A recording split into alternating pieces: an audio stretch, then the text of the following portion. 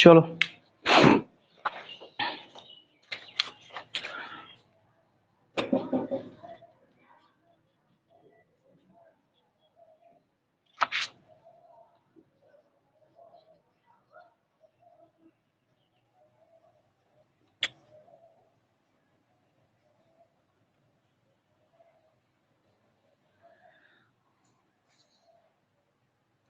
Class 10th में जो light chapter अभी पढ़ने जा रहे हैं हम लोग, जिसमें लाइट टॉपिक कहीं पे एनसीईआरटी में देखो तो लाइट चैप्टर है जिसमें रिफ्रैक्शन लिखा गया है, किसी में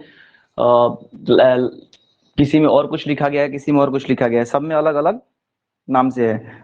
ठीक है, तो बट चैप्टर वही है और वही चीज शुरू हुआ था। क्लास मैंने पहले ही बताया है कि क्लास जो है ना करस्पॉन्डेंट होता है, अल्टरनेटिव। जैसे कि आप अभी ऑड की इवन क्लास में हो, 8th 10th क्लास है, तो आपको 8th क्लास में पढ़ने के लिए मिला था इसके बारे में, लाइट और रिफ्लेक्शन के बारे में। तो लाइट एक छोटा सा नॉर्मल टॉपिक था। तो लाइट जो होता है उसको हिंदी में तो प्रकाश कहते हैं, लाइट यानी कि प्रकाश, रिफ्लेक्शन यानी कि प्रवर्तन। तो रिफ्लेक्शन के बारे में क्लास 8 में भी चर्चा हो गया है, तब फिर भी मैं बताऊंगा जरूर। एक मिरर के अंदर में जब आप नॉर्मली देखते हो, नॉर्मली एक मिरर ले लो, इसको मिरर मतलब ये चीज जो मैं बता रहा हूँ ये यानी कि पॉलिश्ड एरिया है। पॉलिश मतलब क्या, पीछे तरीके से कोई भी शीशा देखोगे तो काला कलर से या किसी भी तरीके से पेंट कर दिया जाता है, उस पेंटेड एरिया को हम कहते हैं पॉलिश्ड एरिया। ठीक है, अब इस पॉलिश्ड एरिया के अंदर में, और ये जो प्लेन होता है ना इस साइड में, इस साइड जो प्लेन होता है, ये इसी साइड में लाइट आपका फेस दिखता है। यानी कि इधर से आप लाइट जाता है उसका आपको फेस दिखता है। यानी कि आप नॉर्मल से एक मिरर लेके चलोगे ना, तो मिरर के अंदर में आपका जो फेस ऐसे दिखेगा, तो जो आपका प्लेन साइड होता है जिससे जिधर इधर दिखता है वो ये साइड है आपका, और ये बैक साइड है। तो इसको ये भी लिख सकते हैं हम, ये बैक साइड, और इसको हम लिख सकते हैं फ्रंट साइड। ठीक है, अब हम फ्रंट साइड पे मान लीजिए कि लाइट देते हैं, ये लाइट हमने सोर्सेस से लाइट आया, मान लीजिए कि आपका सोर्सेस क्या है, एक कोई भी चीज, मीडियम हो सकता है, टॉर्च हो सकता है, कुछ भी हो सकता है, जिससे हमने लाइट दिया, और ये लाइट इकट्ठा होकर के मतलब मान लीजिए इधर जा रहा है। ठीक है, और जाने का लाइट का डायरेक्शन ये रहा, तो जाएगा तो कोई भी चीज जो कि प्लेन होगा, चमकीला होगा, सिल्वर कोटिंग होगा, तो निश्चित तौर पे जब लाइट जाएगा ना बाबू तो रिटर्न होकर के वापस जरूर आएगा। अब दीवार पे दीजिएगा तो उतना रिफ्लेक्शन क्लियरिटी नहीं आता है। ट्रांसपेरेंट चीज के अंदर में उसमें उसमें आपको क्लास 8 में पढ़ने के लिए मिला था ट्रांसपेरेंट, क्लास 6 में पढ़ने के लिए मिला था ट्रांसपेरेंट, उसके बाद ट्रांसलूसेंट, एक ऑपोक्यू। ट्रांसपेरेंट होता है जिसमें आर पार दिख जाता है, जिसमें आर पार दिख जाए। इसका एग्जांपल क्या हो जाएगा, कोई भी जैसे कि प्लेन ग्लास, प्लेन शीशा। और ट्रांसलूसेंट हुआ हो जाएगा जो धुंधला दिखता है, जैसे कि धुंधला में क्या दिखेगा, नॉर्मली मान के चल रहे हम कोई भी पेपर या सीट ऐसा जो कि जिसमें वाटर थोड़ा मतलब सॉरी तेल लग गया हो, उसमें भी धुंधला दिखेगा। तो ऑयली सीट लिख सकते हैं इसको, यानी कि तेल वाला, तेल लगा हुआ पूरा पानी, ये जो पेपर होता है उस पे। ऑपोक्यू हो जाएगा, जैसे ये बोर्ड है आपका, इधर से आप लाइट दीजिएगा तो उस साइड पार नहीं करेगा, वो आपका क्या है, ऑपोक्यू है। ठीक है, तो उसी तहत में मैंने कहा कि जिस पे आपका वन साइड इसका ऑपोक्यू हो, लेकिन इधर से क्या हो, जो सिल्वर कोटिंग हो, यानी कि सिल्वर कलर का इसमें पेंटिंग होना चाहिए, किसमें, सिल्वर कलर का पेंटिंग होना चाहिए, चांदी कलर का पेंटिंग होना चाहिए, तब जाकर के ये क्या करेगा कि इधर से लाइट आप दोगे और इधर वापस लाइट आएगा आपका। ठीक है, तो ये प्रक्रिया जो होता है ना, इधर से लाइट आना और इधर से लाइट वापस उस पर से टकरा करके वापस आ जाना। आप नॉर्मल देखोगे जैसे सभी सनलाइट निकला हुआ है, आप अपने घर का जो आईना होगा ना उसको लेकर के जाइएगा और ऐसे करिएगा, और सूर्य के किरण के ऊपर रखिए, जैसे सूर्य के किरण ऊपर आ रहा है ऊपर से थोड़ा सा घुमा कर रखिएगा, देखिएगा उधर से लाइट उस पर आएगा, यानी कि ये सन है, इससे लाइट आएगा और लाइट आकर के इस पे टकरा करके फिर कहीं ना कहीं दूसरी जगह वो अपना एक लाइट उतना उतना बनाएगा, जितना लाइट आ रहा है ना उतना लाइट आपको शैडो वहां पर नीचे दिखेगा। तो इस प्रक्रिया को ही हम कहते हैं रिफ्लेक्शन, प्रवर्तन।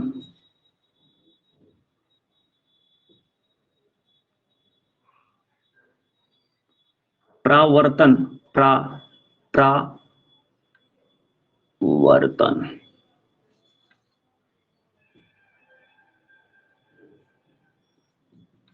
परावर्तन।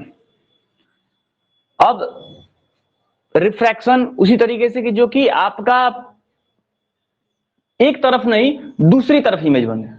अब ये जो होता है डायरेक्टली लाइट इससे गया टकरा करके इधर आ गया, और जो ये जो जाता है और जाने के बाद इसका पिक्चर जैसे कि नॉर्मल प्लेन। अब यहाँ पर हमें बात करना होगा कि रिफ्लेक्शन रिफ्रैक्शन में अंतर क्या है। तो उससे पहले मैं चर्चा कुछ टॉपिक्स है इसमें मैं डिस्कस कर दूं पहले, उसके बाद चलूंगा आगे। छोटे छोटे टॉपिक्स हैं उनको पहले क्लियर करूं, रिफ्रैक्शन रिफ्रैक्शन की बात हम बाद में करेंगे।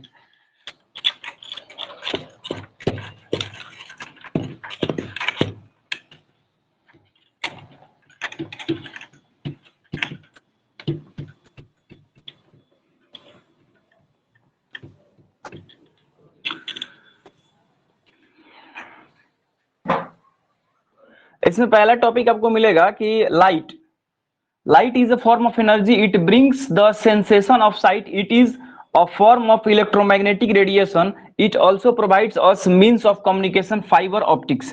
कह रहा है कि लाइट एक ऐसा टॉपिक है, लाइट एक ऐसा चीज है, लाइट एक ऐसा चीज है, एक ऐसा एनर्जी है, लाइट एक ऐसा एनर्जी है जो कि क्या करता है, bring a sensation of site, it is a form of electromagnetic radiation and it also provides us means of communication, fibre optics. Fibre optics के माध्यम से हम इसके एक ये हमें क्या माध्यम देता है, कम्युनिकेशन का रास्ता देता है, यानी एक दूसरे से संवाद करने का रास्ता देता है। ये इलेक्ट्रोमैग्नेटिक होता है। इलेक्ट्रोमैग्नेटिक कहने का मतलब क्या है, इसके अंदर में छोटे छोटे छोटे छोटे इलेक्ट्रॉन होते हैं। अब आपको क्लास 8 में तो नहीं, आपको कुछ देखने के लिए मिलेगा, आगे वाले क्लासेस में देखने को मिलेगा, चाहे इसमें भी दिखा दिया गया है कि विजिबल लाइट की कितना रेंज होता है। ठीक है, विजिबल लाइट का रेंज क्या होता है।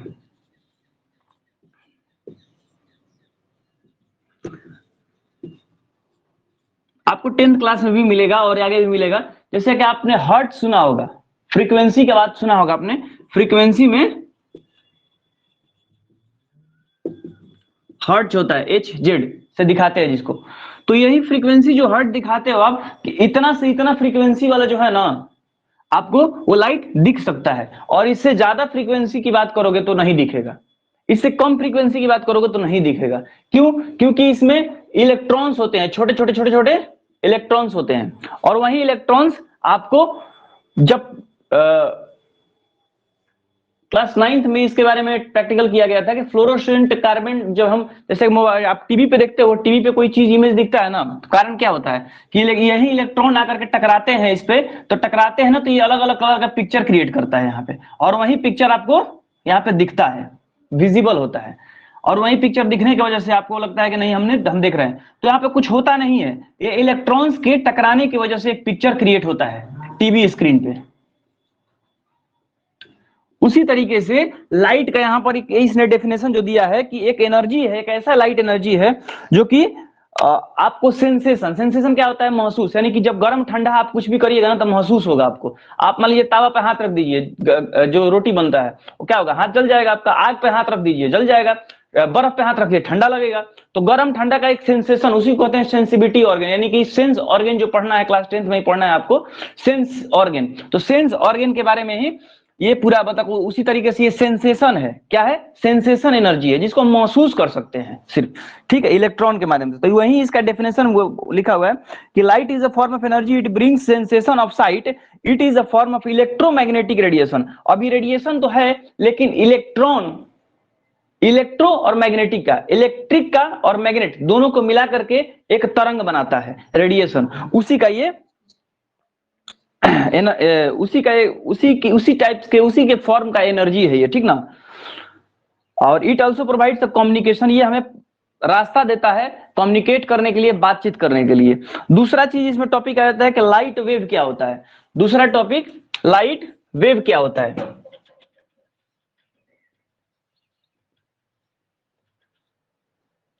लाइट का वेव यानी कि लाइट में तरंग कितने क्या होगा, तो कह रहा है कि light wave travels with a speed of 3 × 10⁸ metre per second in free space, यानी कि फ्री स्पेस में इसके चलने का स्पीड, जो फ्रीक्वेंसी की बात कर रहे थे उसी तरीके से यहाँ पर देखिए लाइट के वेव का तरंग, वेव मतलब क्या होगा, जैसे वेव हो गया, अब इसका वेव ऐसे ऐसे चलेगा तो इसका क्या, इसका लाइट का वेव क्या होगा, लाइट का वेव क्या होगा 3 × 10⁸ मीटर पर सेकेंड, इसका ये स्पीड होगा।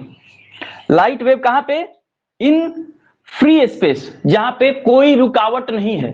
अब मान लीजिए फ्री स्पेस कहने का मतलब यह नहीं है कि हम बोर्ड पे लाइट जलाएं तो कहोगे कि बोर्ड को पार क्यों नहीं कर रहा है, इसके आर पार क्यों नहीं जा रहा है, तो लाइट वेव ये फ्री में बोल रहा है, यानी कि खाली कमरा है ना, यदि मैं यहां से लेकर के आपके जैसे कैमरा लगा है वहां से वहां तक बीच में, आपके और हमारे बीच के में जो कि खाली स्पेस है उसमें इसका ट्रैवलिंग स्पीड ये रहने वाला है 3 × 10⁸ मीटर पर सेकेंड, ठीक ना। कह रहा है कि it speeds depend on the medium, अब ये इसका स्पीड डिपेंड करता है कि किस रास्ते पे चल रहा है। मान लीजिए कि ये पानी में चल रहा है तो इसका स्पीड अलग होगा, क्योंकि हम मैटर में और एटम एंड मॉलिक्यूल्स चैप्टर में पढ़े हैं क्लास 9th में कि जो लिक्विड होता है उसमें जो इंटरमॉलिक्यूलर स्पेस होता है वो कहीं इंटरमॉलिक्यूलर स्पेस क्या होता है, यानी दो मॉलिक्यूल्स के बीच में स्पेस, यही पढ़े थे। तो 10th क्लास में वही चीज का उपयोग अब समझना है 9th क्लास का, कि सॉलिड में क्या होता है, इंटरमॉलिक्यूलर स्पेस बहुत कम होता है, यानी कि सॉलिड एकदम बहुत रिजिड होता है, अंदर से बहुत पकड़े हुए होता है। लिक्विड में क्या होता है, थोड़ा कम कम होता है, थोड़ा गैपिंग होता है, और गैसियस में बहुत ही ज्यादा क्लियरिटी होता है। इसीलिए गैसियस में कोई चीज जल्दी मिल जाता है, गैस का कोई चीज जल्दी फैल जाता है, लिक्विड में कोई चीज थोड़ा उससे धीरे फैलता है। लेकिन सॉलिड में किसी चीज को मिलाने में, सॉलिड दो सॉलिड को मिलाने में एक में आपको बड़ा टाइम लगेगा, मिक्स पूरी तरीके से नहीं होगा, मिक्सचर नहीं बन पाएगा। तो वही कह रहा है कि जो आपको कह रहा है कि डिपेंड करेगा कि किस रास्ते से जा रहा है, ये सॉलिड से होकर के गुजर रहा है कि आपका लिक्विड से होकर गुजर रहा है कि आपका गैसियस से होकर गुजर रहा है। फॉर एग्जांपल इन वाटर और a glass it speed considering less than the speed in the air और अ फ्री स्पेस। वही अभी जो मैं बता रहा था कि कह रहा है यहाँ पर कि वाटर में, जो पानी में आप ग्लास रखे हो, सॉरी ग्लास में पानी रखे हो, ग्लास में आप पानी रखे हो, उसका स्पीड क्या होगा, कम होगा कंपेयर टू द खाली एक गिलास ले लीजिए जिसमें खाली गैस भरा हुआ है, उसका स्पीड ज्यादा होगा ना जी। अब जैसे इसमें मान लीजिए गिलास बना देते हैं, यहाँ पे इसमें क्या है, गैस है, और इस गिलास में क्या है, आपका लिक्विड है। तो गैस वाला का लाइट का स्पीड क्या होगा, फास्ट होगा, फास्टर, और इसका थोड़ा सा स्लोअर होगा कंपेयर टू देम। कोई चैटिंग वैटिंग नहीं ना भाई, चलो ठीक है, यानी कि आप लोगों को दिखाई दे रहा है, समझ में आ रहा है। यहां तक समझ में आया ना, ओके ओके लिख करके भेज दीजिए आपको समझ में आया है तो।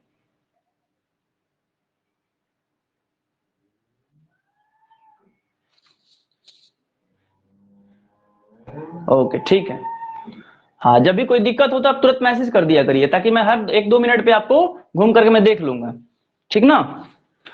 चलिए टॉपिक में डाउट हो ना तो उस टॉपिक को लिख के भेज दीजिए, डाउट और बगल में टॉपिक, जो भी मैंने बोला है उस वर्ड को पकड़ करके, हाँ ये डाउट बगल में टॉपिक, ताकि फिर से उसको मैं डिस्कस कर दूं। अब क्या करूं, वो भी सिस्टम जनरेट यहाँ पर नहीं कर पाया हूँ, सारा सिस्टम तो लेके नहीं चल सकता हूँ ना कि मैं एक स्क्रीन इधर घुमा कर रखूं आप लोगों का चैटिंग देखने के लिए, थोड़ा सा दिक्कत होता है। और ऑनलाइन क्लास लेने में ये चीजें होती है, जब लाइव क्लास चलेगा तो ये चीज तो रखना पड़ेगा, आपको चैटिंग ही करना पड़ेगा। बड़ी बड़ी टेक्नोलॉजी भी अभी तक काम उस हिसाब से नहीं कर पाई, लेकिन कोशिश में लगे हुए हैं कि दोनों काम हो सके, आप लोग बोले तो भी सुनाई दे। चलिए अब आता है कि ब्रांचेज, इसके ब्रांचेज कितने हैं, इसके ब्रांचेज कितने हैं, किसके, लाइट के ब्रांचेज कितने हैं, इसके कितने तरीके से ब्रांचेज। ये फास्टर और स्लोअर तो समझ में आ ही गया होगा कि इसमें गैस में हमारा क्या होता है, फास्ट मूव करेगा, क्योंकि इसमें इंटरमॉलिक्यूलर स्पेस क्या होता है, ज्यादा होता है, ये ज्यादा दूर पे होता है, इसलिए गैपिंग होने को दर दर दर मूव करके आगे बढ़ जाएगा। इसमें कम होता है इसलिए धीरे धीरे मूव करेगा, ठीक है ना। अब चलिए आपको इसका तीसरे टॉपिक पे लेके चलते हैं।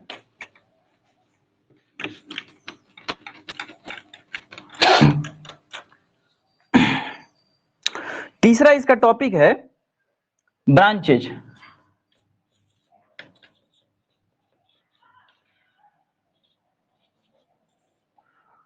ब्रांचेज, अब ब्रांचेज क्या होंगे इसके? The study of light, its properties and other phenomena associated with it is called the optics.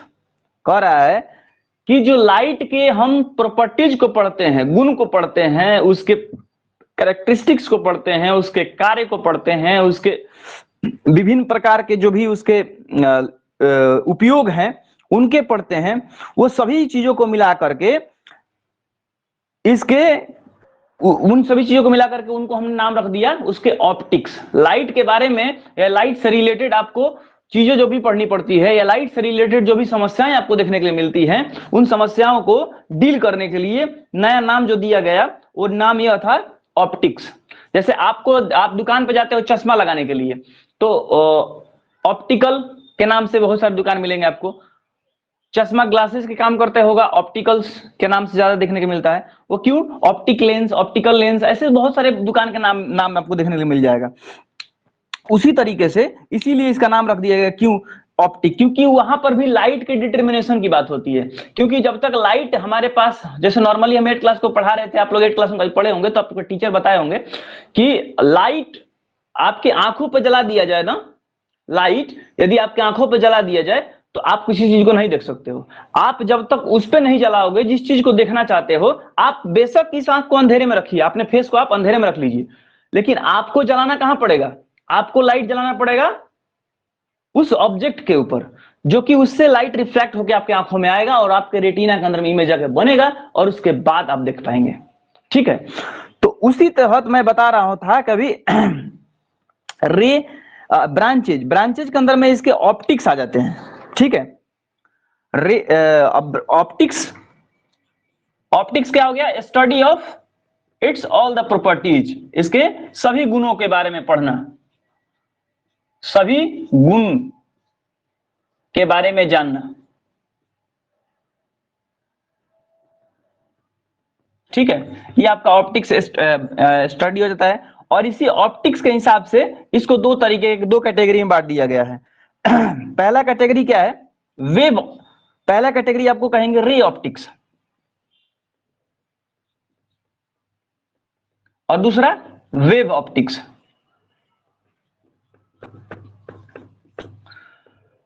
एक रे ऑप्टिक्स और एक वेव ऑप्टिक्स। रे मतलब कि जो एक लाइट चलता है ना, लाइट उसके वजह से किरण, ये लाइट को ही मतलब कि ये लाइट के चलने की वजह से वन डायरेक्शनल होता है, यानी यहां से शुरू हुआ और इधर उधर करते करते बहुत मतलब एक ही साइड में चलेगा। आप मैथ में पढ़े होंगे रे, उसी को इसको हिंदी में किरण भी कहते हैं। और वेव जो होता है इसको तरंग कहते हैं, ठीक ना, इसको तरंग कहते हैं। तो जो सिर्फ तो तरंग क्या होगा? इस तरीके से आपको फॉर्म होगा, ऐसे जो वेव फॉर्म होता है ना, पानी में भी देखोगे वेव फॉर्म होता है, इसी को तरंग कहते हैं, वेव। तो किसी चीज के चलने में आपको पता है कि जब भी इलेक्ट्रो और मैग्नेट की बात होगी, ध्यान समझिएगा, फर्स्ट टाइम है, नया होगा, शायद आप 9th क्लास में इन सब चीजों के बारे में ज्यादा डिस्कस नहीं हुआ था, इसलिए आप लोगों के लिए फर्स्ट टाइम नया है 10th क्लास वालों के लिए, कि वेव क्या होता है, वेव इसमें कैसे फॉर्म होता है। ये बहुत बड़ा चीज है, इसको थोड़ा क्लियर करते हैं हम। खाली टॉपिक नहीं करेंगे भाई, सोचेंगे कि भले बेशक कम कराएं, लेकिन जितना कराएं उतना क्लियर कराएं, आपका क्रिस्टल क्लियर, अच्छे तरीके से वो क्रिस्टल क्लियर रहेगा, साफ सुथरा रहेगा, तो आपको आगे पढ़ने में खुद समझ में आएगा, और आगे हम भी पढ़ाएंगे तो आपको समझ में आएगा। अब देखिए वेव क्या है। वेव मान लीजिए कि वे तो नॉर्मली पानी, एक पत्थर मारे तो पत्थर मारने की वजह से तालाब का पानी है, ठीक है, इसमें पत्थर मारिएगा तो इसके साइड में वेव ऐसे बनना शुरू हो जाता है, ऐसे से पत्थर मारते ही, ठीक है। तो तालाब था, पानी में उसमें हो गया। लेकिन यहां पर वेव बनने की बात कहां से आती है? किसमें? इलेक्ट्रो, अभी बात डेफिनेशन में बताया गया था, इलेक्ट्रोमैग्नेट है, नाम समझ सुनिएगा, क्या है, इलेक्ट्रोमैग्नेट है। इलेक्ट्रो भी है और मैग्नेटिक भी है, यानी इलेक्ट्रिसिटी भी इसके अंदर में है और इसमें मैग्नेटिक भी गुण है, यानी मैग्नेट का भी गुण है। तो देखिए इलेक्ट्रिसिटी का भी गुण है और मैग्नेट का गुण है। तो जब किसी भी आप नॉर्मली सोलेनाइड या किसी भी चीजों में सोलेनाइड बनाना होता है, वो क्या करना पड़ता है, इसको कैसे राउंड कर दीजिए, मतलब क्या, तार कॉइल, यानी मान लीजिए मैग्नेट है थोड़ी देर के लिए और इसमें हमने तार बांध दिया तो इसके अंदर में आपको क्या देखने के लिए मिलेगा, तार जब बांध दीजिएगा इसमें और करंट जब पास करेगा इधर से उधर तक, तो आपको देखने के लिए मिलेगा कि ये थोड़ी देर में मूवमेंट करने लगेगा। क्या, ये जो आपका मैग्नेट है ना वो मूव करने लगेगा, थोड़ा सा खिसकने लगेगा, जितने कैपेसिटी और वोल्टेज आप दीजिएगा ना उसके हिसाब से मूवमेंट करने लगेगा। और वो मूवमेंट करेगा ना तो उसके मूवमेंट से, यानी कि एक इलेक्ट्रिसिटी का वेव, मैंने पहले बताया था इलेक्ट्रिसिटी चैप्टर में कि इलेक्ट्रिसिटी जब चलता है तो अपना वेव एक तैयार करके चलता है, ठीक है। मैग्नेट है तो किसी को खींचने के लिए, मैंने बोला कि यहां मैग्नेट है और यहां मैग्नेट है, जैसे ही इसके रेंज में, जैसे इसका भी रेंज यहां तक है, ठीक है, और इसका रेंज यहां तक है, तो जैसे ही इसको नजदीक लेके जाएंगे ना खिसका करके, इसके रेंज में आएगा ना तो इसको खींच करके यहां पर अपने पास लेके आ जाएगा, बोले चल आगे मेरे पास में आ जा, ये मैग्नेट इसके ऊपर आके शिफ्ट हो जाएगा, चिपक जाएगा इसमें। दो मैग्नेट अलग अलग थे यहाँ पे, ये दोनों मैग्नेट एक साथ में यहाँ पे चिपक जाएंगे। तो क्या होगा कि देखो यहाँ पे देखने के लिए क्या मिला हमें कि इन दोनों के पीछे क्या था भाई, इसमें भी वेव देखने के लिए मिल रहा था, इसमें भी वेव था, यानी ये कौन सा था, मैग्नेट वाला वेव था, मैग्नेट वाला वेव था। और अभी हमने देखा ये वाला इलेक्ट्रिसिटी वाला वेव था।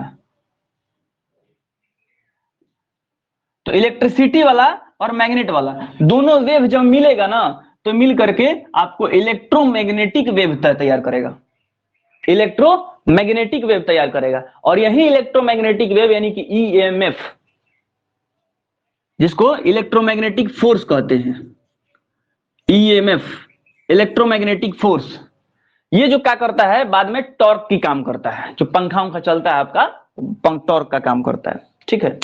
तो यही था इलेक्ट्रोमैग्नेटिक का काम। इलेक्ट्रोमैग्नेटिक इसलिए क्लियर कर दिए, उसी तहत में वेव ऑप्टिक्स पढ़ना है, यानी कि वेव की वजह से हमें क्या क्या फायदे, क्या क्या नुकसान, कैसे कैसे होता है, कैसे कैसे काम करता है, ये वेव ऑप्टिक्स में पढ़ना होता है आपको, ऑप्टिक्स चैप्टर के। और रे ऑप्टिक्स में आपको लाइट के बारे में पढ़ना है कि लाइट किस तरफ जाएगा तो क्या बनाएगा, कैसे जाएगा तो क्या फॉर्म होगा, किस पे जाएगा और किस पे कितने साइज एंगल पे जाएगा तो कितना रिटर्न आएगा और कितने बड़ा इमेज बनाएगा, ठीक है। यही दो टॉपिक से क्लियर अभी करने जा रहे हैं हम।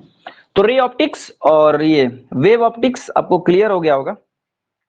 अब अगला आता है कि रे एंड बीम टॉपिक है, रे एंड बीम, इसको मिटा देते हैं।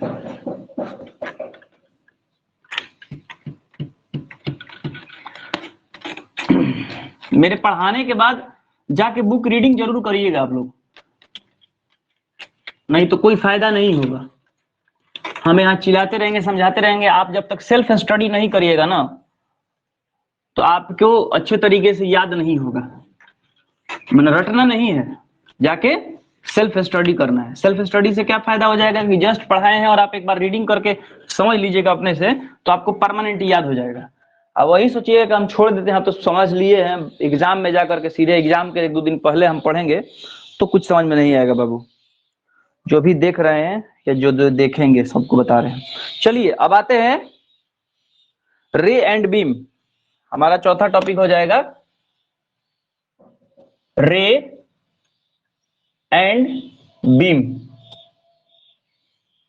ठीक है।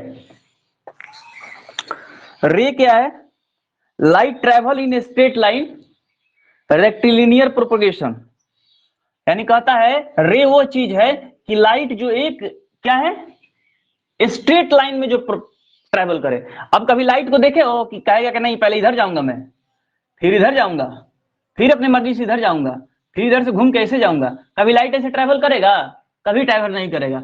तो रे ये चीज कभी रे नहीं हो सकता है, रे हमेशा ये वाला रहेगा, ये वाला रे रहेगा, यानी ये स्ट्रेट लाइन में जाएगा एकदम सीधा। तो यही बोल रहा है कि रे उसको कहेंगे जो कि ट्रेवल करे स्ट्रेट लाइन में और रेक्टिलिनियर हो। रेक्टिलिनियर मतलब कि वन लाइन में हो, एक ही लाइन में चले अपना स्ट्रेट लाइन में। The straight line indicating the path of the light, arrow direction is called the रे। और यही एरो का डायरेक्शन होता है जो कहता है रे को दिखाता है। इसको दिखाता है कि यानी कि रे वन साइडेड चलता है, ये जो एरो लाइन रे दिखाता है, ठीक है। अब आता है कि when bundle of rays are shown it is a beam of light. When bundle of rays are shown it is a beam of light. बहुत सारा रे एक बंडल में, जैसे लकड़ी गांठ बांध दिया जाता है, उसी तरीके से बहुत सारा लकड़ी बांध करके, मान लीजिए बहुत सारा लाइट रे इस तरीके से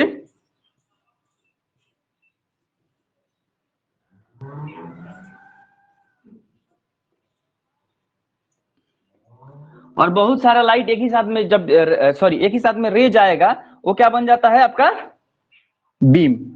the bundle of ray are so it is a beam of light, वो लाइट का बीम होता है, ठीक है। अगला चीज आ जाता है रिफ्लेक्शन क्या होगा। अभी रिफ्लेक्शन के बारे में शुरू में चर्चा किए थे, फिर भी चर्चा कर दे रहे हैं क्योंकि अब टॉपिक वाइज चल रहा हूं मैं। रिफ्लेक्शन क्या था कि when light falls on a surface and gets back into the same medium. कह रहा है कि जब लाइट किसी एक सतह पे गिरे और गिरने के बाद क्या करे बाबू, वापिस रिफ्लेक्ट करके चले जाए उसी मीडियम पे। चलिए इनको हटाइए। अब मान लीजिए कि लाइट है, यहां पे आया, जिस मीडियम से आया था, यानी कि इधर से आया था ना जी, इधर से इधर की तरफ आया था और वापिस इधर से इधर की तरफ चला जाए, यानी जिस तरफ से आया था इस तरफ से आया था और इसी तरफ फिर ये वापिस आ गया, तो उसी को क्या कहते हैं रिफ्लेक्शन। यानी रिफ्लेक्शन मतलब कि the light which comes which get back into the medium, जिस मीडियम से आया था सेम मीडियम में वापिस आ जाए, it is called the reflection, ठीक है। और ये कारण किसके वजह से होता है, क्योंकि वन साइडेड इसका हाईली पॉलिश्ड होता है। सिंपल प्लेन ग्लास जो शीशा होता है, जैसे किसी मॉल वॉल में जाओगे, दुकान में जाओगे, शोरूम में जाओगे, तो चाहे आपके घर में भी लगता होगा, तो शीशा जो लगता है एकदम क्या होता है, प्लेन होता है, आर पार दिखता है, वो क्या होता है, ट्रांसपेरेंट होता है। उसी ट्रांसपेरेंट पे हम क्या कर देते हैं, पहले इसमें सिल्वर कोटिंग करते हैं। पहला काम सिल्वर कोटिंग, उसके बाद उसको बढ़िया से पेंट कर देंगे, किसी और कलर से पेंट कर देंगे, और पेंट करके ताकि वो सिल्वर कोटिंग ना उखड़े, ठीक है, मोटा पेंट कर देंगे, और तब लाइट जाएगा ना तो तुरंत रिफ्लेक्ट कर जाएगा, ठीक है। तो इसकी वजह से होता है रिफ्लेक्शन हमारा। अब आ जाता है कि इमेज क्या होता है कि द पॉइंट ऑफ कन्वर्जेंस और the point from where the light is said to be diverge after reflection और रिफ्रैक्शन इज कॉल्ड इमेज। कह रहा है कि रिफ्लेक्शन के टाइम में या फिर रिफ्रैक्शन के टाइम में जब लाइट, यहाँ पे ध्यान समझिएगा, ये आप लोगों के लिए नया टॉपिक मिलेगा, इमेज कैसे फॉर्म होता है। ये वो आप मोबाइल में जो इमेज देखते हैं वो इमेज नहीं है। ये क्या रहा है कि द पॉइंट ऑफ कन्वर्जेंस और a point from where the light is said to be diverge after reflection.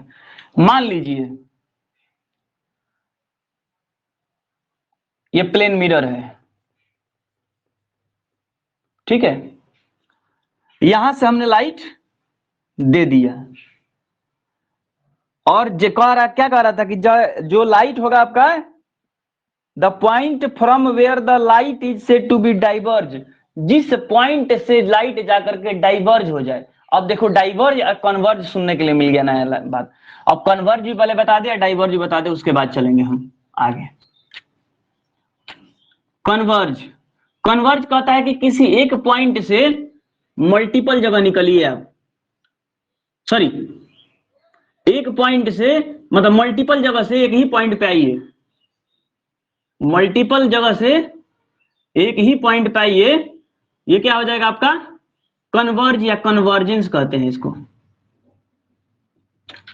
Divergence क्या होता है, यानी एक पॉइंट पे आकर के एक पॉइंट से आप मल्टीपल पॉइंट पे डाइवर्ज हो जाइए। आप रोड पे जाते होंगे तो लिखा रहता है डाइवर्जेंस। डाइवर्जेंस का मतलब यानी कि आप यहां से जाइए सीधा रोड पे, और आगे जब पुल बन रहा है ना तो आपको क्या करेगा, सब लिख देगा यहीं पे बोर्ड लगा के डाइवर्जेंस, डी लिखा दिए। यहाँ पे क्या डाइवर्जेंस लिखा हुआ है, तो यहीं से क्या करेगा, लाइन वाइज से काट देगा। यानी आपको इतना दूर पुलिया बन रहा है, यहां तक नहीं जाना है, इसको फिर सीधा लाइन इधर से पकड़ना है। फिर बोलेगा इधर से इधर, इधर कट के चले जाइए, इधर से इधर चल जाइए, यानी कि डाइवर्जेंस मिल गया आपको। आपको फिर से उसी रास्ते में मिला देगा, ये रास्ता, ये वाला सीधा वाला रास्ता है, इसी में मिला देगा, लेकिन आपको घुमा करके जाएगा। तो वही कहता है कि किसी एक पॉइंट से, यानी इस पॉइंट से आप मल्टीपल बहु वैकल्पिक पॉइंट पे चले जाइएगा, और डाइवर्जेंस होता है। ठीक है, तो कह रहा है कि हाँ एक चीज और भी क्लियर कर देते हैं शायद इसमें, एक क्लास 8 का टॉपिक है, इसी में आपको क्लियर कर देते हैं, तब आपको अच्छे तरीके से और समझ में आ जाएगा। जैसे कि मैंने बताया था कि क्लास 8 में आप पढ़े होगे तो आपको पता होगा, देखिए जो लाइट आता है उसको इंसिडेंट कहते हैं। जो मिरर पर सोर्स से लाइट आएगा उसको इंसिडेंट, और इसको आई से दिखाते हैं। आज जो कि हमारा वापिस आता है रिफ्लेक्टेड होता है, यानी कि परावर्तन, रिफ्लेक्शन करके आ रहा है, इसलिए रिफ्लेक्टेड इसका नाम दिया गया है। तो इसको हम डिनोट करते हैं आर से। ठीक है, तो कह रहा है कि रिफ्लेक्शन ऑफ लाइट में और इंसिडेंट लाइट और रिफ्लेक्शन लाइट दोनों के बीच में एकदम सेंटर से एक लाइन खींचिएगा, एक लाइन खींचिएगा, उसको कहा जाता है नॉर्मल, एन से नॉर्मल। ठीक है, लाइन आपको खींचना होगा, मैंने सेंटर पे, जैसे कि आपको ऐसे लाइन दे दिया गया है ना, तो इसमें आपको प्लेन वर्टिकल एकदम जाकर के वहीं पे एंगल गिराना, एकदम वर्टिकल सीधा। ठीक ना, ये खींचा हुआ नहीं रहता है, ये आपको नॉर्मल मान के चलना पड़ता है यहाँ पर कि यही इसका नॉर्मल होगा। तो नॉर्मल जब मान के चलते हैं तो कहा जाता है कि एंगल ऑफ रिफ्लेक्शन, यानी कि एंगल आई, यानी कि incident, sorry, angle of incident I is equal to angle of reflection, यानी angle I is equal to angle R होता है। ये क्लास 8 में चर्चा हुआ था आपका। ठीक है, उसी तहत से जब अब वो तो इंसिडेंट और रिफ्लेक्शन की बात हुआ था, नॉर्मल होता है, ये इंसिडेंट लाइट होता है, ये रिफ्लेक्शन होता है। अब यहाँ पर हम थोड़ा सा बढ़ के बात कर रहे हैं कि इमेज कैसे बनता है, जैसे हमें चित्र दिखाई कैसे देता है किसी भी मिरर के ऊपर में। तो द पॉइंट ऑफ कन्वर्जेंस और a point from where the light is said to be diverge after the reflection, जहां से जा करके ये डाइवर्ज हो जाए, यानी कि ये जाएगा इस तरीके से, यदि जा रहा है तो ये जाते जाते जाते जाते कहां तक जाएगा, ये पूरी तरीके से यहां पे जाने वाला है, और यहां से फिर जाकर के आपको मल्टीपल जगह पे डाइवर्ज होने वाला है। जैसे कि आपका मान लीजिए कि आप नॉर्मल इसको लेके चलने वाले हो, नॉर्मल ये लेके चलने वाले हो, और नॉर्मल से इसकी दूरी इतनी दूर है। ठीक है, नॉर्मल से आपकी दूरी ये है, तो उतना ही दूर पे ये उल्टा में, पीछे में आपका इमेज फॉर्म करता है। जैसे कि यदि ये ऊपर की तरफ है तो आपको क्या फॉर्म करेगा, ये अभी ये आपका इधर से रिफ्लेक्शन हो रहा है। ठीक है, ये देखिए,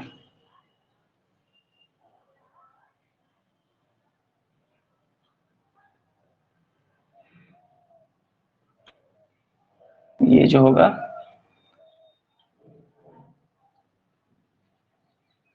ये होगा, जितना दूरी मतलब लगभग इतना रहेगा, भी थोड़ा मैंने टेढ़ा बना है, बोर्ड में बना रहे हैं ना, तो ये जितना दूरी होगा ये गैपिंग और ये गैपिंग सेम होता है। तो कह रहा है एक पॉइंट ऐसा पॉइंट है, एक पॉइंट ऐसा पॉइंट है जहां से ये क्या कर रहे हैं, डाइवर्ज हो रहे हैं, यहां से लेकर के यहां पे जाएंगे, और यहां से जाकर के यहां पर फिर जाकर के ऐसे बनेंगे। तो यहां पर जाके इमेज फॉर्म होता है, क्रिएट होता है पीछे की तरफ। ठीक है, तो कैसे होता है, अब बोल रहा है कि द पॉइंट ऑफ कन्वर्जेंस और the point from where the light said to be diverge, यानी कि जिस पॉइंट से जैसे कि कन्वर्ज हो रहा है, जिस पॉइंट से सारे हमारे, जिस पॉइंट पे आकर के सब लोग इकट्ठा हो जाएंगे, तो इस पॉइंट पे आकर के क्या हो रहा है, यहां पर जाकर के यहां से रिफ्लेक्ट हो रहा है, तो इस पॉइंट पे जाकर के जहां पर रिफ्लेक्ट होगा, तो किस में कन्वर्जेंस और डाइवर्जेंस की बात हमारे जब कॉनकेव और कॉन्वेक्स में जाएंगे तब में क्लियर होगा। तो यहां पर जब आएंगे ना इस पॉइंट पे, इस पॉइंट पे तो ये कन्वर्जेंस हो गया, बाहर की बात करेंगे डाइवर्जेंस हो जाएगा, उल्टा डायरेक्शन में बात करेंगे तो। ठीक है, तो इमेज कहां फॉर्म होगा, द पॉइंट ऑफ कन्वर्जेंस और the point of from where the light is said to be divergence after the reflection और refraction of image, called the image. Image वही फॉर्म होगा, इमेज उसी को कहेंगे जो कि हमारा, जैसे मान लीजिए हमारा हाइट ये है, अब समझिएगा क्या होगा, आपको थोड़ा सा प्रैक्टिकली समझाते हैं। मान लीजिए मेरा हाइट ये है, अब यहां से हमने लाइट देना शुरू किया, ठीक है, तो लाइट इधर से आ रहा है तो क्या करेगा, इधर से जाकर के टकरा करके हमसे ऐसे जाएगा, चाहे ऐसे जाएगा जी, जो भी जहां से मतलब डाइवर्ज होने वाला है ऐसे जाकर के उस पे जाकर गिरेगा। सामने यदि मिरर है, मान लीजिए इसको मिरर थोड़ी देर मान लेते हैं, ये थोड़ी देर जाकर के इस पे जाकर गिरेगा, गिरेगा तो जा करके और हमारा इमेज इसी साइज में क्रिएट करेगा ना जी, यहां से क्रिएट करेगा ना, ये तो है नहीं कि ऊपर जाकर क्रिएट कर देगा। जिस लाइट गिरेगा, यानी गिरा यहां से लाइट, अब यहां से हमें नीचे की तरफ जहां तक वो दिख रहा है लाइट, ठीक है, यानी कि पहले इस पे बॉडी पे लाइट आया और वही लाइट जाकर वहां पे दिखेगा, वही इमेज क्रिएट करने वाला है। तो वही पॉइंट बता रहा है कि जितना दूर आप हैं, यानी इस पॉइंट पे आकर के गिर रहा है। तो ये आपका लाइट यहाँ से सोर्सेज से आ रहा है, ये तो प्लेन नॉर्मल है, इसको नॉर्मल जो मान लेके चल रहे थे, इसको आप बीचों बीच एंगल के बीच में होता है ये, ठीक है। एंगल ऑफ इंसिडेंट और एंगल ऑफ रिफ्लेक्शन बता दिए अभी आपको। लॉ ऑफ रिफ्लेक्शन में चलेंगे उससे पहले आपका डाउट है,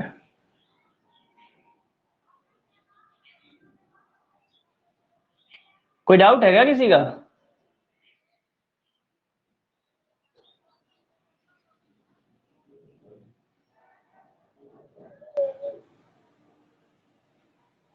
किसी का कोई डाउट है, लिखोगे कुछ बच्चों?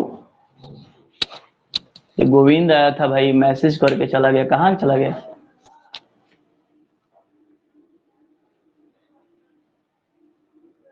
चलिए,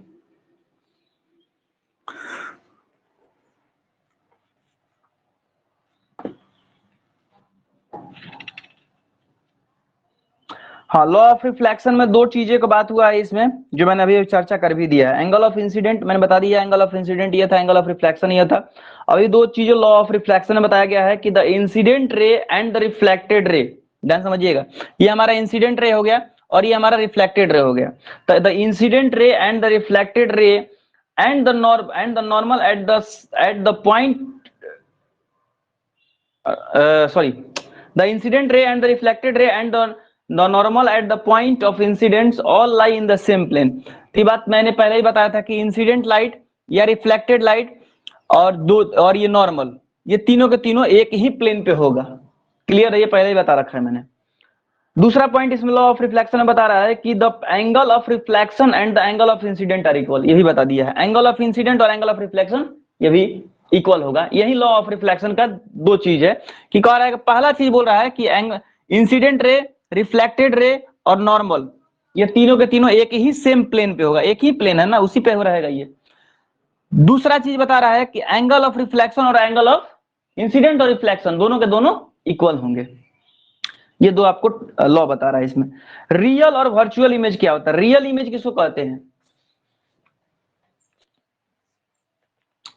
If light after reflection converges to a point from an image on its own, it is called real image।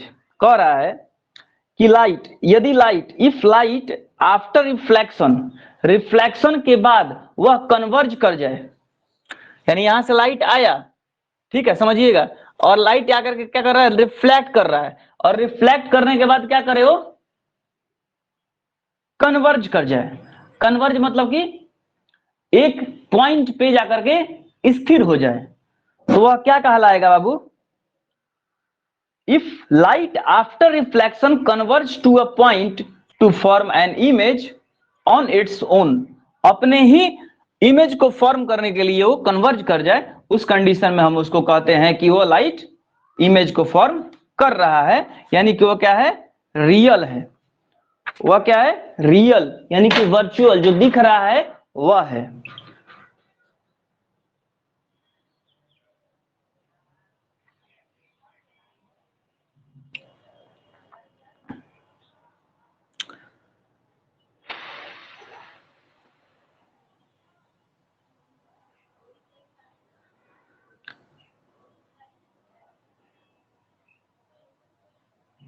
इसमें कुछ टॉपिक छोड़ दिया है। हाँ, उसके बाद एक टॉपिक इसमें दे रहा है कि इरेक्ट या फिर inverted image. If the image is of side down view of the given object then it is called inverted image. कह रहा है कि एक ऐसा इमेज फॉर्म होगा जो कि नीचे की तरफ डाउनवर्ड होगा।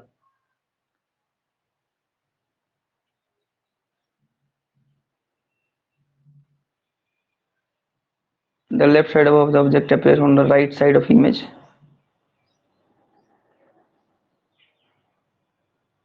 जैसे कि आप लेटरल इन्वर्जन पढ़ने के लिए मिला था क्लास 8 में, यानी कि लेफ्ट वाला राइट और राइट वाला लेफ्ट दिखता है, उसको कहते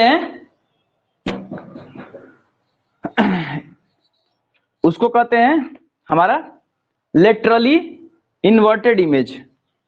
इरेक्ट या फिर इन्वर्टेड इमेज के अंदर में ही इसको पढ़ने के मिलेगा, इरेक्ट एंड इन्वर्टेड इमेज। तो if image is of side and down view of the given object, यानी कि जिसका ऊपर वाला चीज नीचे वाला नीचे दिखे और नीचे वाला का ऊपर वाला दिखे, वही इरेक्ट होता है, ये इन्वर्टेड इमेज होता है। ठीक है, प्लेन मिरर क्या होता है? तो प्लेन मिरर के बारे में हम कब से चर्चा कर ही रहे हैं, लेकिन फिर भी डेफिनेशन पढ़ देते हैं कि plane mirror always forms an erect virtual size 2, यानी कि ये इरेक्ट भी फॉर्म करता है, वर्चुअल भी होता है, यानी कि जैसा दिखते हो आप वैसा दिखा देता है आपको, छोटा बड़ा साइज नहीं करता है। Size to size image at the same distance as object is, जिस मतलब कि जितने दूरी पर ऑब्जेक्ट है उसके हिसाब से वो अपना साइज सही बताता है। जैसे कॉनकेव कॉन्वेक्स में क्या होता है, साइज कम छोटा बड़ा होता है, वो आगे हम पढ़ेंगे। But at the back of the mirror it's magnification is 1, it forms a prevent perverted image left right interchange. हम वही बोल रहा है कि जैसे कि इसमें बहुत ज्यादा मतलब कि नहीं बदलाव देखने को मिलेगा। इसमें ये होता है कि लेफ्ट साइड राइट में और राइट साइड लेफ्ट में दिखता है, साइज वही होने वाला है, साइज कुछ बदलाव नहीं होगा। किसमें? प्लेन मिरर के अंदर में। स्फेरिकल मिरर में क्या कहता है कि reflecting surface which is of the form of the sphere, यानी एक होलो को काट करके, होलो मतलब समझ रहे हो, होल में देखिए ये होलो कहो, होलो कहो बता रहे हैं।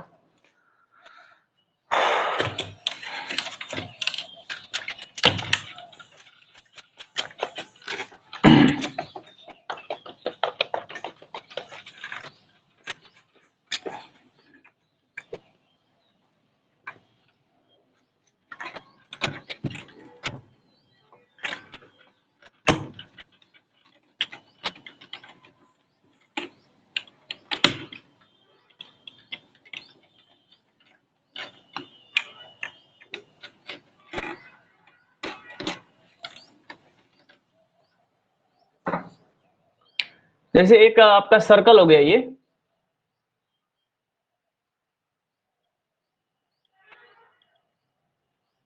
ठीक है, अब इसको मैंने काट दिया यहां से,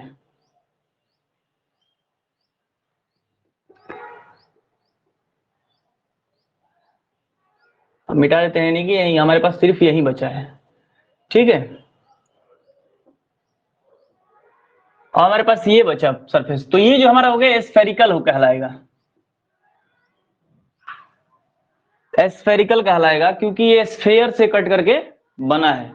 ठीक है, अब इसमें दो तरीके से हो सकता है, क्योंकि हम जानते हैं कि नॉर्मल सा शीशा जो गोलाकार शीशा हो, मतलब थोड़ा सा कर्व टाइप का बना हुआ हो उसमें, अब ये कर्व ही है ना, हमारा मैथ के हिसाब से तो कर्व ही है।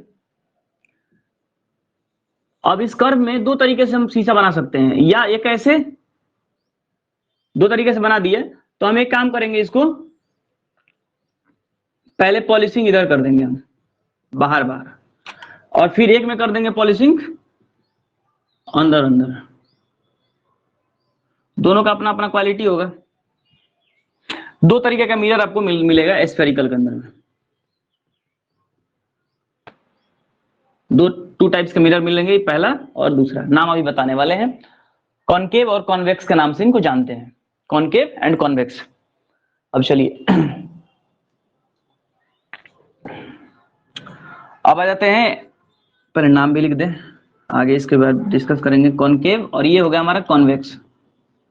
याद रखिएगा कॉन्वेक्स के अंदर में क्या होगा बाबू, पॉलिशिंग आपका अंदर की तरफ होगा, यानी कि रिफ्लेक्टेड एरिया ये रहेगा आपका, यहां से रिफ्लेक्टेड होगा, और रिफ्लेक्शन इधर लाइट का इधर होगा इसमें, किसमें? कॉनकेव में। कॉनकेव के अंदर में आपका अंदर से आप देखोगे, और कॉन्वेक्स में बाहर से देखोगे आप, ठीक है। अब इसमें कुछ बेसिक चीज है जो डिस्कस करना है। पता नहीं, किताब भी तो ये ऐसा ही है, एनसीईआरटी है नहीं मेरे पास अभी।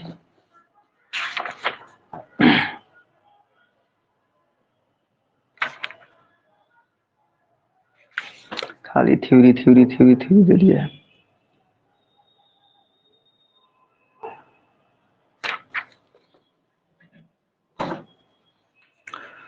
छोड़ जाने दो। हाँ, अब रिफ्लेक्शन इसके द्वारा कैसे होता है? रिफ्लेक्शन इसके द्वारा कैसे होता है? इनके द्वारा, जैसे अभी तो प्लेन मिरर के देख रहे थे कि नॉर्मली जाता है, जाकर रिफ्लेक्शन होकर चला आता है, ठीक है। तो उससे पहले हमको जानना होगा, कुछ नाम है, उस नाम को जानना होगा आपको। तो आप ये तो जानते ही हो कि जैसे नॉर्मल आपके बीच में चलेगा तो ये क्या होता है आपका प्लेन जो नॉर्मल था, इसका हमने नाम रखा है, इसका नाम रखा है प्रिंसिपल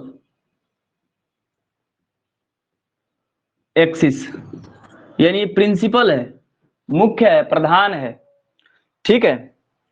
अब उसके बाद इसमें आपको मिलेगा नाम एक, इसको पी से दिखाओगे, प्रिंसिपल को पी से दिखाओगे। उसके बाद आपको क्या मिलेगा? सेंटर ऑफ कर्वेचर, क्या मिलेगा? जिसको दिखाया रहेगा आपको सी से, सेंटर ऑफ कर्वेचर। ये सेंटर ऑफ कर्वेचर आता कहां से है, हम बता देते हैं। जो ये सेंटर होता है ना इसका, स्फीयर का, यानी कर्वेचर, नाम सुनिए पहले। सेंटर, केंद्र किसका है भाई? ये कर्व का। इस कर्व का सेंटर कहां है, यानी इसका कर्व का ये सेंटर कहां है? तो इस कर्व का इतना बड़ा लिख लगा हुआ है, तो इसका कर्व कहां बनेगा जी? बीच में बनेगा ना, देखिए। तो इसका सेंटर बन गया ये, तो इसीलिए इसका नाम दिया गया सी, यानी कि सेंटर ऑफ कर्वेचर है। उसके बाद हमारा आ जाता है यानी कि प्रिंसिपल, इस पॉइंट, ये प्रिंसिपल एक्सिस है, ये पी पॉइंट है। प्रिंसिपल जहां पे जाकर मिलता है उसको पी पॉइंट से, प्रिंसिपल पॉइंट है ये प्रिंसिपल पॉइंट है, ठीक है। और ये प्रिंसिपल पूरा का पूरा एक्सिस है। तो प्रिंसिपल पॉइंट से लेकर के सेंटर ऑफ कर्वेचर के बीच के डिस्टेंस को क्या कहते हैं? रेडियस। क्या नाम दिया गया इसका? रेडियस होता है ना, रेडियस ये, यानी कि किसी भी सर्कल का ये रेडियस ही होता है, तो इसका रेडियस ही है। तो रेडियस ऑफ कर्वेचर, यानी कि यहां से यहां तक क्या होगा बाबू? यहां तक आर होगा, रेडियस ऑफ कर्वेचर के नाम से इसको जानेंगे, ठीक है। उसके बाद कहता है कि इन दोनों के बीचों बीच, किसके? प्रिंसिपल के और सेंटर ऑफ कर्वेचर के बीचों बीच क्या होगा? फोकस। क्या होगा? फोकस।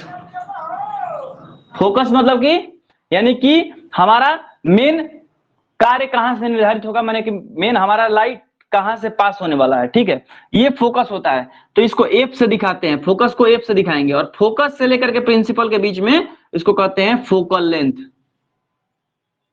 अभी समझाने के लिए किए थे, अब इसको फेस बनाएंगे आपको फिर से दिखाने के लिए, ठीक है। इसमें खिचड़ी इसलिए पकाए हैं ताकि आपको पहले बता दे कौन सा चीज कहां से आया है, उसके बाद आपको समझाएंगे दोनों का अलग अलग छोटा छोटा इमेज बना के भी, ठीक ना, ताकि आपको एकदम हर चीज क्लियर रहे। ये क्वेश्चन पूछता है आपसे और आप लोग गड़बड़ कर लेते हैं।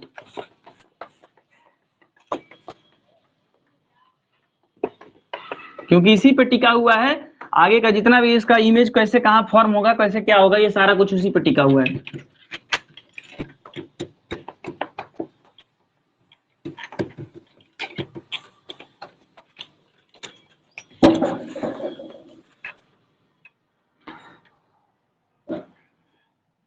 चलिए, हम बात कर रहे हैं किसकी?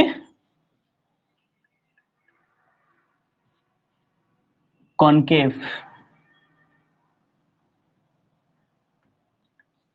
पहला तो कॉनकेव मिरर हमारा बनेगा ऐसे,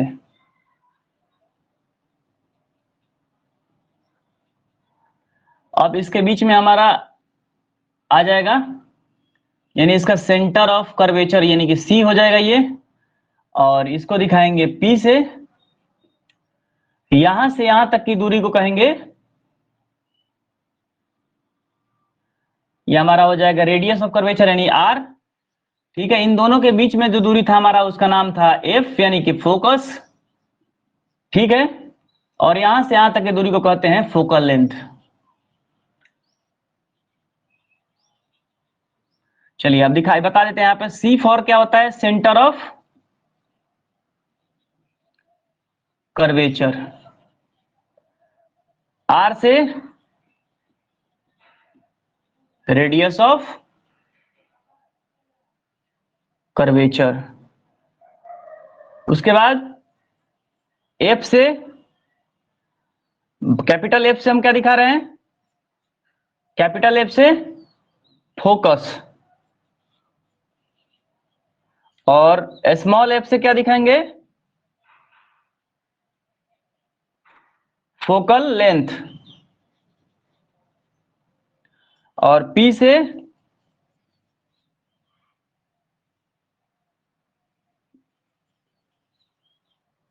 प्रिंसिपल।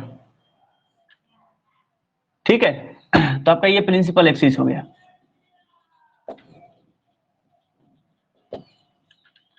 ये हमारा कॉनकेव का था। तो ये दूसरा कॉन्सेप्ट बात करेंगे हम किसमें, कॉन्वेक्स के अंदर में। कॉन्वेक्स के अंदर में इमेज का उल्ट हमारा क्या होने वाला है,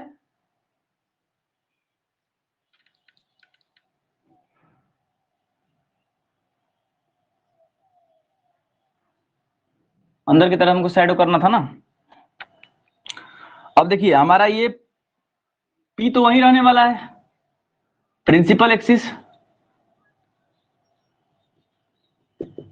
कुछ बदलाव नहीं होगा, P वही रहेगा। ठीक है, अब अंतर क्या हो जाएगा, अंतर क्या हो जाएगा इसमें देखिएगा, ध्यान समझिएगा, कुछ भी नहीं बदलने वाला है। सेंटर ऑफ कर्वेचर कभी इधर आएगा क्या, नहीं, सेंटर तो बीच में ही होने वाला है, सेंटर कभी अंदर नहीं है, ये बाहर नहीं हो सकता है। हमारा सेंटर यहां पर भी ऐसे ही था, ऐसे ही होने वाला है। ठीक है, तो सेंटर ऑफ कर्वेचर हम इसको यहीं लेके चलेंगे,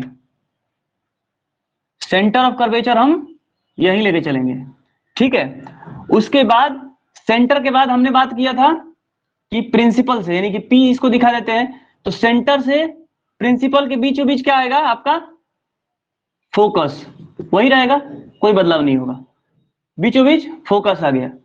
अब यहां से यहां तक की दूरी क्या थी, R थी सर। ठीक है, वही रहने वाली है। आप किसी भी हाल में इन चीजों को बदल नहीं सकते हैं, जो है वही रहने वाला है। जो मुख्यतः यहां से यहां तक की बात की गई थी, जो फोकल लेंथ होता है, ठीक ना, जो फोकल लेंथ होता है। अब मुख्य बदलता क्या है, इसमें जाकर के आगे बदलता है फॉर्मेशन ऑफ इमेज। इसको R से रेडियस ऑफ कर्वेचर दिखाए थे, ठीक ना, और F से दिखाए थे हम फोकस, दिखाए थे। यहां पर देख लीजिए, यहां पर सारी चीज हम लिखे थे, फोकस लिखे थे, F से फोकस, F से स्मॉल f से फोकल लेंथ लिखे थे, P से प्रिंसिपल यानी कि प्रिंसिपल एक्सिस लिखे थे हम।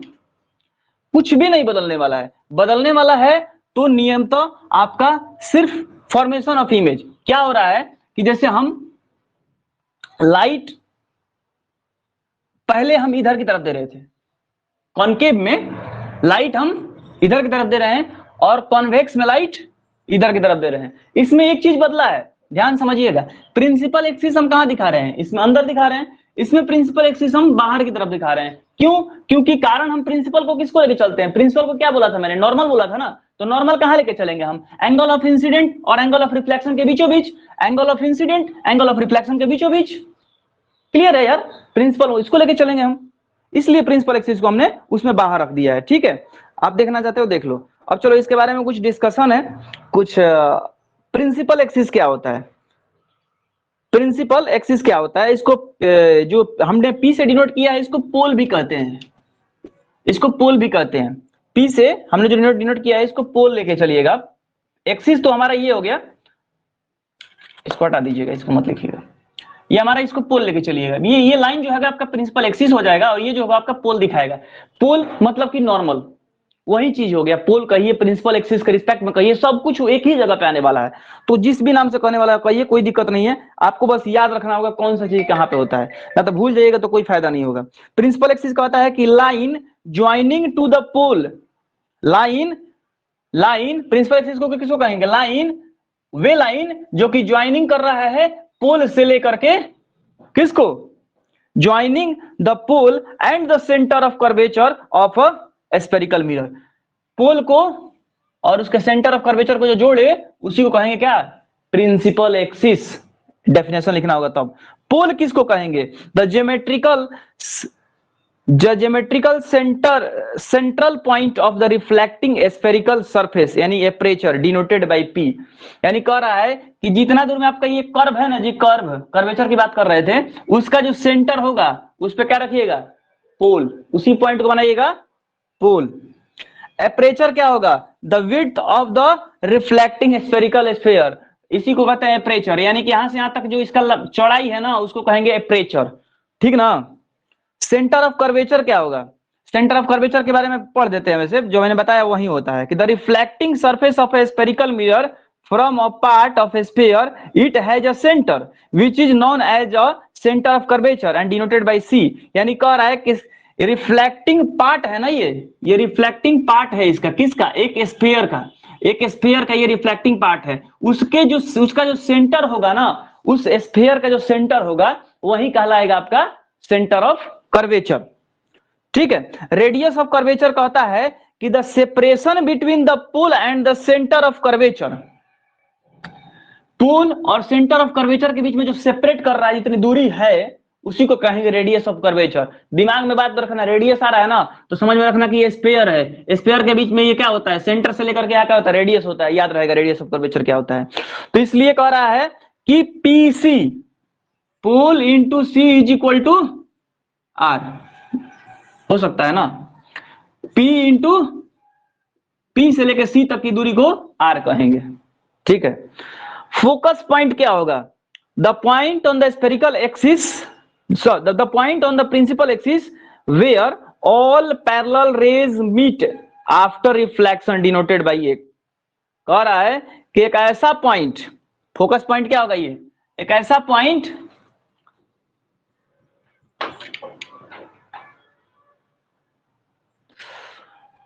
पॉइंट प्रिंसिपल एक्सिस पे where all parallel rays meet after reflection, सभी के सभी क्या मिलते हैं यहीं पर आकर के, रिफ्लेक्शन के बाद यहीं पर आकर के मिलते हैं। जैसे मान लीजिए इधर से लाइट दीजिएगा तो इधर से जाकर कहां मिलेगा, फोकस से मिलेगा। जैसे कि यहां पे दीजिएगा ना, ये यहां से ऐसे दीजिएगा तो ऐसे दीजिए तो यहां के फोकस से मिलेगा, इसमें दीजिएगा यहीं से होते हुए गुजरेगा, फोकस से होते हुए, ठीक है। आप बने इंसिडेंट जाते हुए नहीं, आते हुए रिफ्लेक्शन के टाइम में, समझिएगा। तो कह रहा है कि फोकस पॉइंट हुआ होगा the point on the principal axis where all parallel rays, कब, ये पैरेलल रेज छोड़ना है, देखो दिखाते हैं यहाँ पे, यानी कि ये प्रिंसिपल हो गया हमारा P। अब यहां से हमने लाइट, सॉरी यहाँ पे लाइट इसी के ठीक पैरेलल, किसके पैरेलल भाई, प्रिंसिपल के पैरेलल जब भेजोगे ना तो इसका रिफ्लेक्शन जो होगा कहां से निकलेगा, फोकस से आएगा। समझना ध्यान से बात को, ये क्या है हमारा नॉर्मल था, यानी कि प्रिंसिपल एक्सिस था, ये हमारा फोकस था, ये हमारा क्या होगा, सेंटर ऑफ कर्वेचर हो जाएगा, ये हमारा पोल हो जाएगा, यानी ये इंसिडेंट लाइट हो जाएगा। इंसिडेंट लाइट यदि पैरेलल जा रहा है, एकदम पैरेलल किसके, नॉर्मल के, यानी कि प्रिंसिपल एक्सिस के एकदम नॉर्मल जो जब जाएगा तो जो यहाँ से रिफ्लेक्शन होके आएगा ना जी, तो रिफ्लेक्शन कहां से क्रॉस करेगा, फोकस से क्रॉस करेगा, कहां से, फोकस से क्रॉस करेगा, उसी को कहते हैं फोकस पॉइंट है वो। फोकल लेंथ क्या होता है, the length between the pole and the focus, length between the pole and the focus को, लेंथ को हम फोकल लेंथ कहते हैं, ठीक है। Relation between focal length and the radius of curvature, तो हम फोकल लेंथ को ऐसे लिख सकते हैं कि P और F is equal to F, P into F is equal to F, focal length ये निकालना है तो पोल को और F को, फोकस को मल्टीप्लाई कर दीजिए, जिस तरीके से आर निकाल रहे थे इन दोनों को मल्टीप्लाई करके। उसके बाद कह रहा है कि रिलेशन क्या होता है इनके, किसके बीच में, फोकल लेंथ और रेडियस ऑफ कर्वेचर के बीच में क्या रिलेशन होता है, फोकल लेंथ और radius of curvature. Radius of curvature यहां से यहां तक है और फोकल लेंथ यहां से यहां तक है, इनके बीच में क्या रिलेशन होता है, अभी मैं जो बता रहा था वही बता देगा ये देखिए। तो फोकस जो होगा, focus is equal to R upon में 2 होगा, है यही बात बता रहे थे ना अभी कि आधा होता है ससुराई, किसके, सेंटर ऑफ कर्वेचर ऑफ पोल के आधा होता है, दिखा दिया ना। रेडियस ऑफ कर्वेचर को बोल रहा है ना कि 2 से डिवाइड कर दीजिए तो आपका निकल जाएगा फोकस, यानी बीचों बीच में होता है, ठीक है। और पैरेलल जब जाएगा तो बीच से निकलेगा। तो इसने कहा कि पैरेलल जो जाएगा वो फोकस, जिस पॉइंट से क्रॉस करेगा उसको फोकस कहते हैं। अब मैंने सीधे पहले ही आपको बता दिया था कि बीचों बीच में से डाल दीजिएगा, याद रहेगा आपको फोकस, ठीक है। अब कुछ इमेज फॉर्मेशन आपको पढ़ाना है आप लोगों को, कोई डाउट है यहां तक?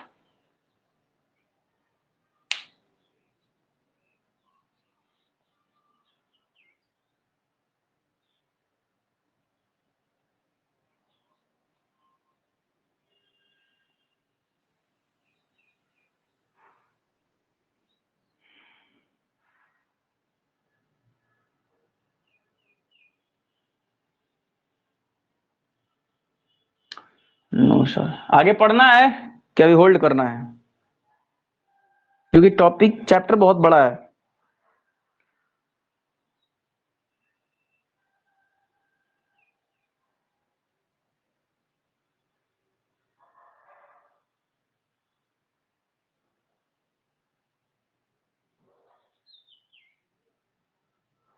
ओके चलो अभी होल्ड कर देते हैं, फिर बाद में पढ़ाते हैं आपको।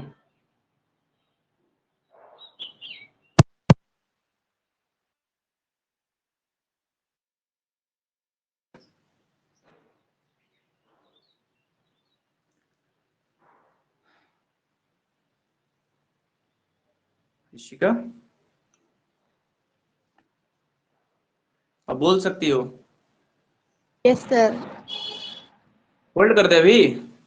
यस सर, अभी होल्ड कर देते हैं। क्या हो गया, दिमाग हैंग कर गया इतना ही में? Yes sir. थोड़ा सा ये चैप्टर अभी 10th क्लास का सबसे लेंदी चैप्टर यही माना ही जाता है, ठीक ना? क्या करोगे? तो कराते हैं इसको, थोड़ा सा आप फ्री होकर के मुझे बताइएगा। सर कल करवा देना। ठीक है, अभी इसमें आपको 6 ABC, एक मिनट रुक जाइए।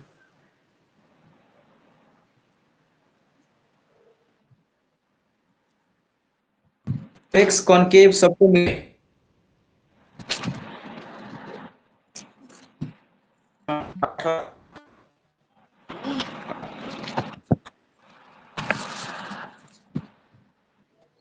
Rishika, yes sir. ये डेमो था, जैसे कॉनकेव और कॉन्वेक्स कहाँ पे क्या रखेंगे, जैसे कि अभी अभी देख रहे, ये वाला इमेज देख रहे थे ना हम, कि यस सर। ये वाला यस सर। दिख रहा है।